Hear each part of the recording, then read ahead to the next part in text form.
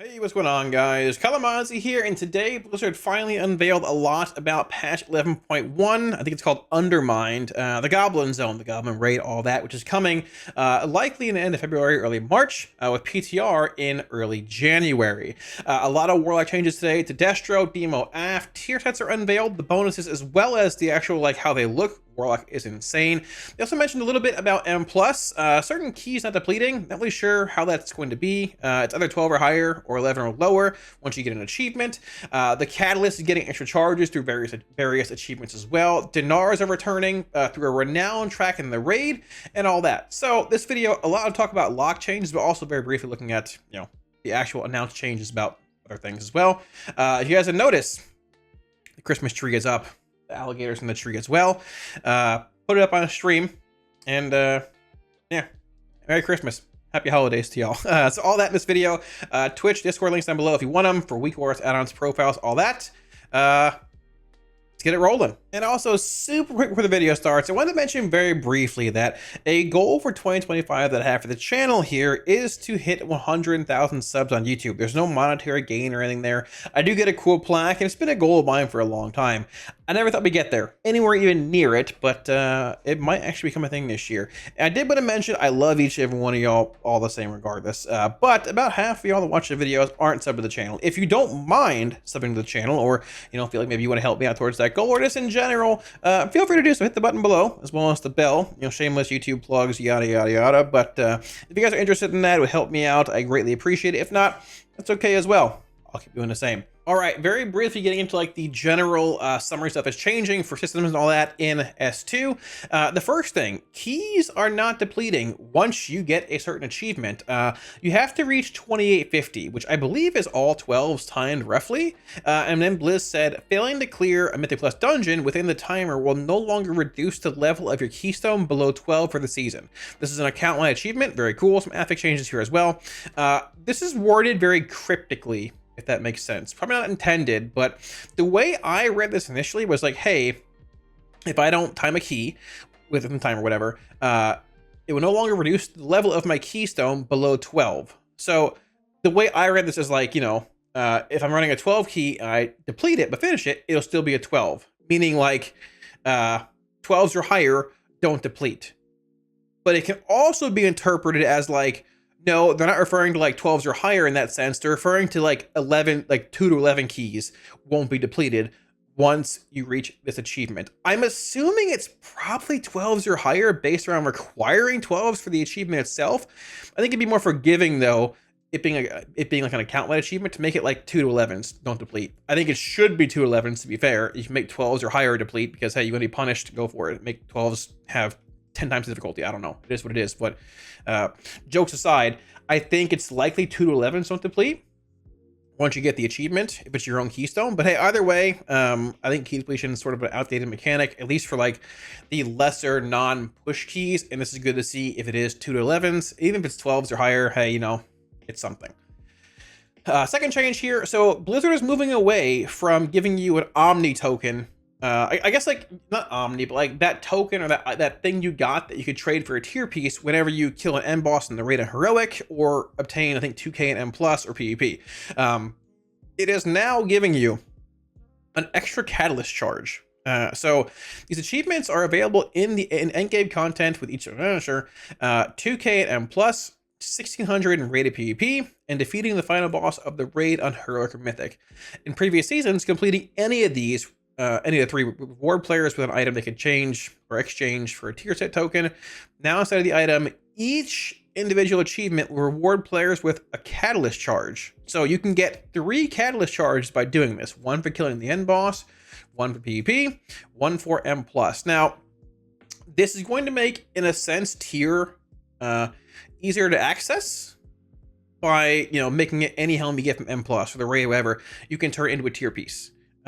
Or whatever you want to catalyze, whether it's tier or not. You should probably be a tier piece. But at the same time, it's going to mean less raw items that your raid or your characters are getting. Because the item, this token that you got from, PvP or M+, or this, wasn't part of a boss's loot table. It was an item that was generated when you killed the boss and got the achievement. So the helm that drops from Rashanon, or the legs from Brood Twister, whatever they are, that didn't really hold a lot of relevance, barring being a weird off-piece from time to time, actually hold a lot of relevance now, because those can all be tier pieces by putting them in the catalyst and getting those charges. You can get these 3 charges basically week 1 or 2, depending when these open, and the gating and all that. So you can almost honestly pretty much make your 4-piece yourself for the most part, by just acquiring these items, or by acquiring these achievements and getting that item themselves. So a lot more relevance there. I think it's a good change overall. I think it makes split runs, if those maybe a bit less relevant, in a sense a bit more relevant, but we'll see where it goes. This is the Mythic Chrome King Galilix mount. It's pretty sick. It's literally a goblin smoking a cigar with guns and a top hat and a bird, or whatever this is. It's very, very cool. This is sick. I don't believe it's in the model viewer yet, but it is very, very cool. I want it. It's pretty sick.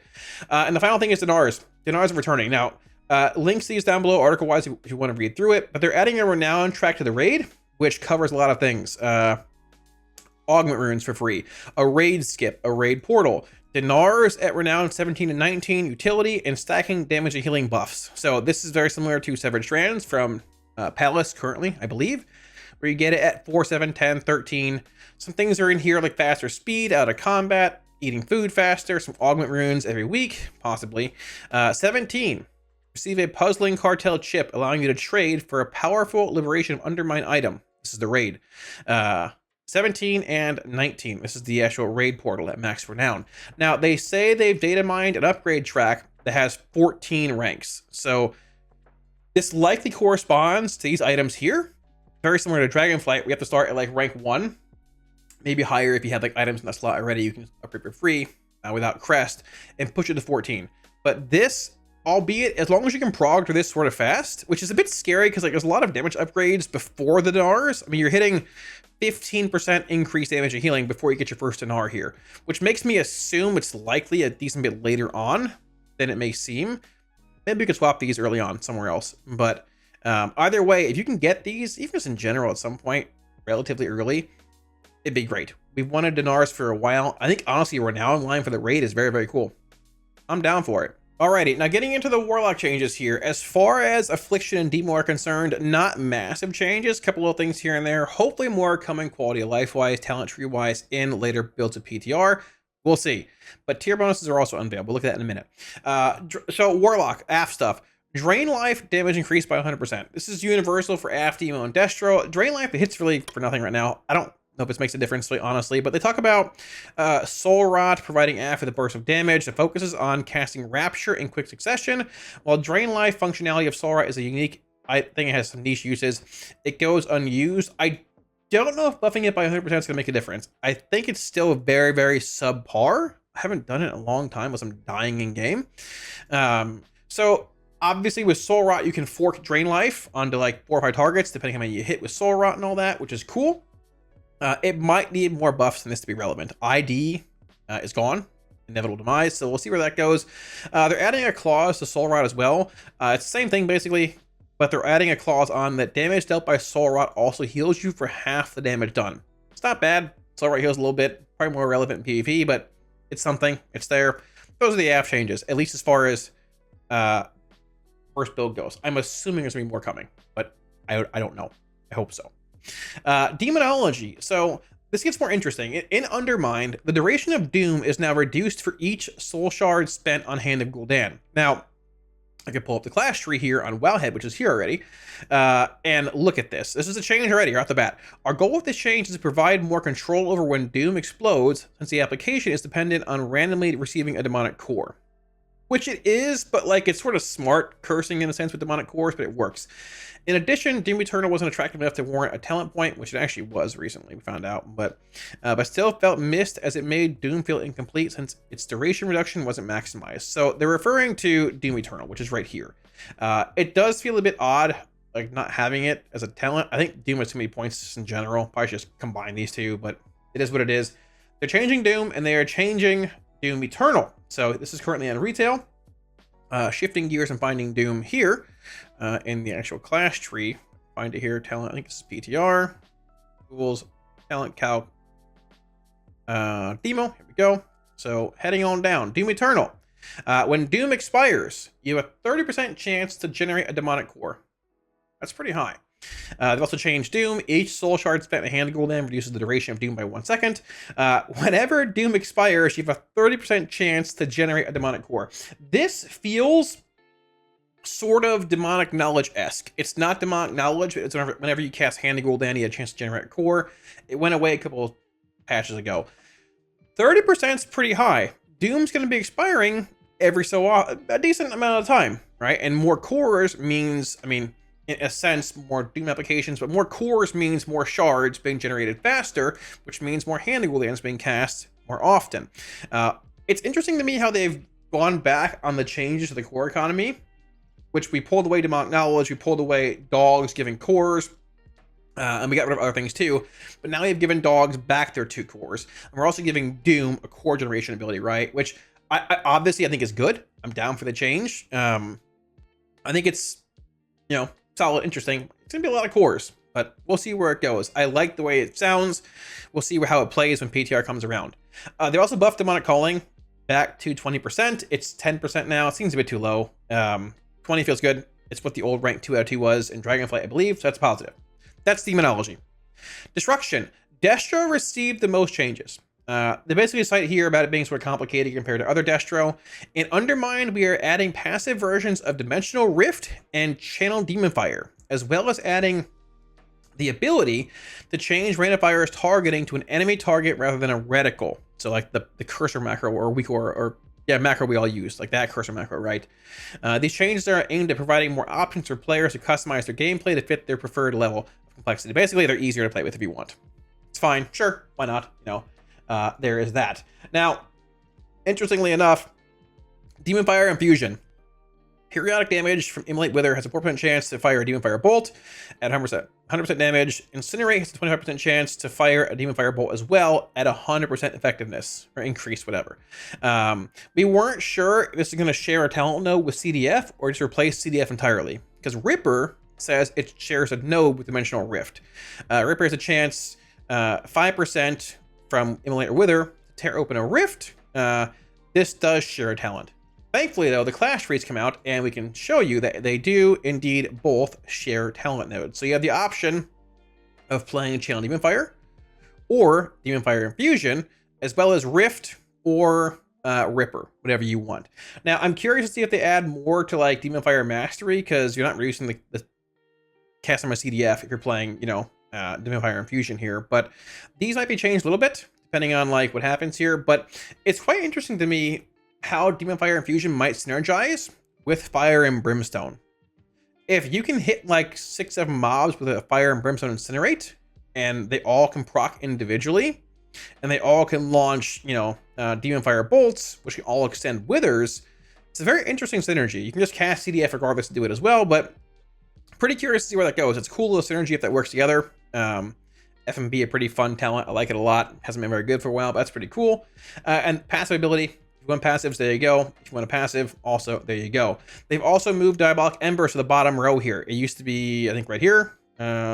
They bumped it down and put it in old Ripper's spot, which is now combined with Dimensional Rift. The other changes here, Havoc duration, 15 seconds was 12. Good change. It used to be this duration with Pandemonium in Dragonflight. It's a good change, needs to be longer. Mayhem was a higher proc rate, 35, was 25. Decimation went on highlight. I think this already does this. I don't know. Embers was moved. Rain of Fire is now a choice node that can be used to change the targeting from reticle to your current target. I want to clarify that this does not mean, I read it wrong initially. This does not mean that Rain of Fire will follow your target. I read it like that initially. It does not. My Mog looks great, by the way. Hope you all like it. I have my flesh suit on. Very nice. So what this basically means, if you have a cursor macro for Rain of Fire, you can keep doing this. Wherever your cursor's at, you can place it. You're good to go. You can also choose to say, hey, I want Rain of Fire to cast at my current target. So let's say this mob is my current target right here. I can just hit Rain of Fire and it will cast there regardless. Very cool. It'll put the Rain of Fire right here. If this mob, though, is dragged over here, the rain will still be hitting right here. It's not following the mob. It's just making like this Rain of Fire spam macro cursor stuff easier to play around, which is probably needed, but not what people think it might be with following the mob. So just to clarify, that is that. Now, we also have Warlock tier that's coming out. Warlock tier looks insane. If you haven't seen it, here it is. I think this looks insane. This is like it has tier 3-esque vibes with the green, a bit of yellow here, a lot of orange. The orange looks fell Warlocky. I think it's sick. Also a red bonus. We have dogs on our shoulders, Warlock horns. The gloves are a little spiky. I like it. The purple and green is sick. It screams demonology. Even got this one. This is like OG classic, like wow, throwback green coloring. I think this is super sick. I'll wear this over tier 3. This is super sick. Very, very cool. I think it beats out most of the other mogs as well. Very, very cool. And the bonuses have also been data mined. So, Affliction. Zoom in here for y'all as well. Your damaging spells have a chance to hit a jackpot that increases your haste by 12% for 12 seconds. Casting Summon Darkglare always hits a jackpot. Now, every class this patch, Goblin, thematic stuff, works around these insurance, jackpot, bonuses. It's sort of like casino gambling. I don't know. It's Goblins. I'm not sure. People don't love it, but we'll see where it goes. Casting Darkglare always hits a jackpot. The 4-piece also works off the 2-piece. Now, hitting a jackpot also increases the damage of Unstable Affliction by 50% and causes Unstable Affliction to spread to up to 3 targets within 40 yards for 12 seconds. So if you wanted a way to spread Unstable Affliction, you finally have it, albeit it's through a tier bonus, but it's still there and it's still very interesting. Now, a lot of questions here. Number one, this probably needs to be 200% not 50. UA is very low in single target. It's like 7%. Probably needs to be like 200 if it procs in single target. If it procs in like 2 target, maybe like 150%. 3 target, like 100%. If it's like 4 targets, maybe then 50% increase on all of them, right? It's probably like a scaling effect on how much it hits, how hard it hits based on the number of targets you proc it on, but that's the thing. At the same time, I'm also curious how it works if it can proc multiple times. Like in mass AoE, can it proc back to back, spreading 4 agonies and then 4 more, or 3 more, or 3 more? Can it be like 4, 7, 10? Can it be, or is it limited to like 1? Is there an ICD? We don't know. Also, how does the sequencing apply here? When I pop my Darkglare, is like the UA reapplied, or is it just like increase the damage of UA? Does it extend the UA if it's applied? I don't know. So likely some damage tuning is needed for this, but I think it's actually pretty cool. They're all RNG-esque with these 2 pieces and 4 pieces, but very cool. I like it. Needs a little bit of work. I think the initial idea is pretty cool. RNG is RNG. Unfortunately, a lot. This patch was with a lot of bonuses, but it is what it is. Moving on from here, Demonology, the coolest one, I think. Your damaging spells have a chance to hit a jackpot that summons a Dreadstalker. 3rd dog, if you liked it, is back at 165 effectiveness, so bigger than a current dog. Casting Tyrant also does this. Darkglare, 2 minutes. Tyrant, 1. Infernal, also 2. Keep that in mind. 4-piece. Casting Hand of Gul'dan causes your active Dreadstalkers, plural, so dogs, you know, your actual called Dreadstalkers, and probably this one as well, I'd assume, to Dreadbite at 50% effectiveness. So this always is going to apply Wicked Maw, the talent, as long as it works that way, right? This damage is increased by 10% for each soul shard spent on Hand of Gul'dan. So whenever they have these modifiers for like more damage per shard spent, there's often like thresholds or ratios where you want to just cast 1 shard Hand of Gul'dans. There's probably something like that as well, with like the number of dogs you have out compared to the number of mobs. Probably just need a weak aura for it, if you care enough, similar to how like Bioscourge Bombers was with, you know, Hand of Gul'dan 1 shard spam with a Shadow Invocation in Dragonflight. We'll see. I don't know. I think it's very cool. Questions here. Does Demonology, does this dog here, give a core when it expires? If this gives a core on top of Doom giving cores, on top of 2 dogs giving cores, and Power Siphon and Imps, you're going to be swimming in cores. Very cool. We'll see where it goes. At the same time, does this dog extend from Tyrants if you proc one early? And also, if you cast Tyrant, when the cast of Tyrant resolves, does it technically spawn a dog before it checks for pet extension or after? Is this dog that's summoned from casting a Tyrant extend or not? A lot of questions here. We aren't sure. Some RNG and Tyrants, all that. I think it's cool. 3rd dog, maybe like 4th and 5th and 6th dog are also back. We'll see where it goes, but I like it. Also keep in mind, Tyrant's a minute cooldown. So that's something. This looks very good in AoE, can be good in single target too. Very strong bonus, I feel like. So we'll see where that goes. Destruction, set bonus. Your damaging spells have a chance to hit a jackpot that fires a flurry of 12 demon fire bolts at 200% effectiveness. Casting Summon Infernal procs this.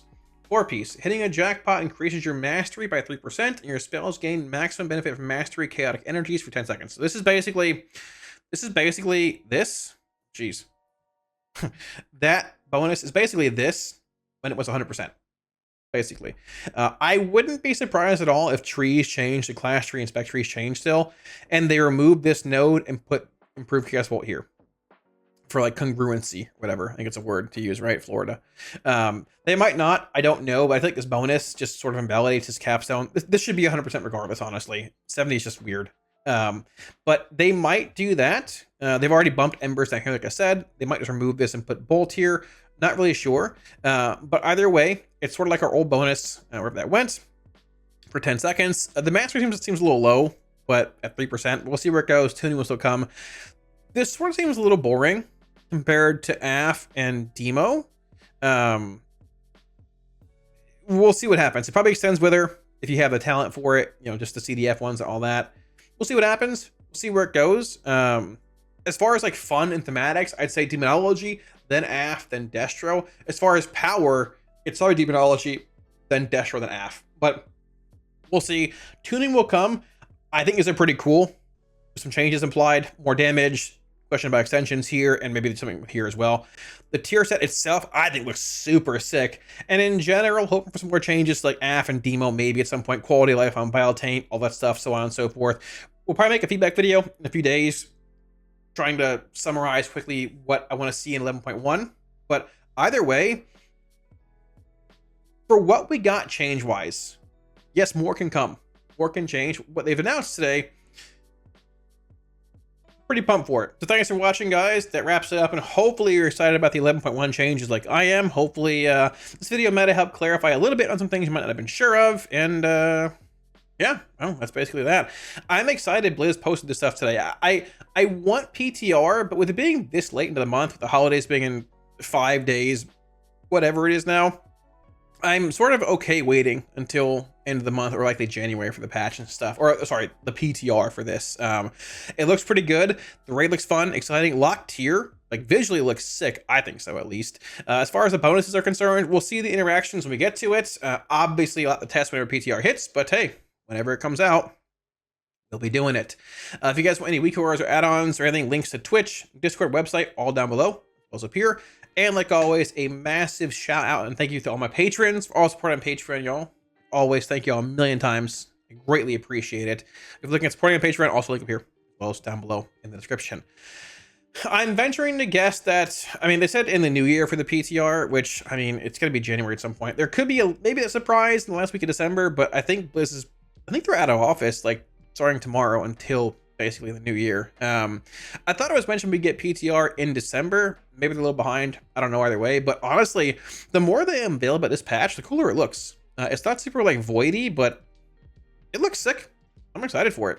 Hopefully you guys are too. So thanks for watching, and I'll catch you guys again soon on stream. Peace.